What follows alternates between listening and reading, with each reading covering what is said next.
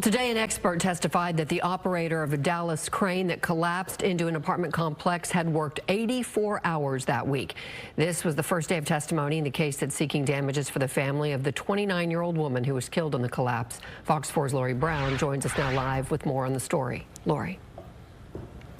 Heather, the expert testified today that the crane operator working more than 84 hours in 1 week may have led to fatigue and could have been a factor in why he failed to properly put the crane into what's called weather vane mode. The crane collapse happened June 9th, 2019 during a severe thunderstorm.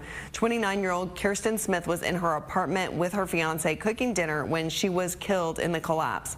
Her mother filed the lawsuit seeking to hold the developer and crane company accountable. During opening statements, all three sides agreed that the crane should have been placed in weather vane mode. That would have allowed the crane to move with the wind and allow it to withstand 100-mile-per-hour winds. The winds the night of the collapse were 70 miles per hour.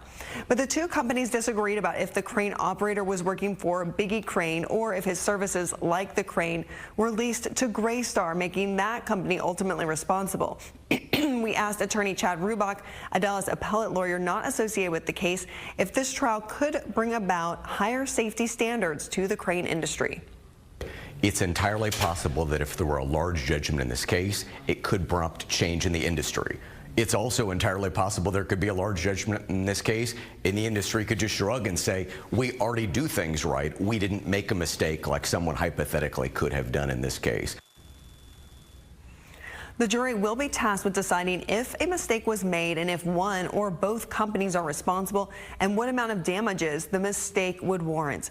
The expert on the stand today also testified that Sunday's high winds were predicted in weather forecast on the previous Friday. The plaintiff's attorney shared part of a deposition with the CEO of Graystar.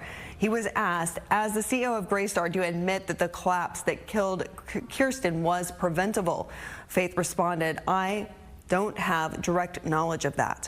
Tomorrow, a Graystar executive will be taking the stand. Heather. All right, Lori Brown live. Thank you.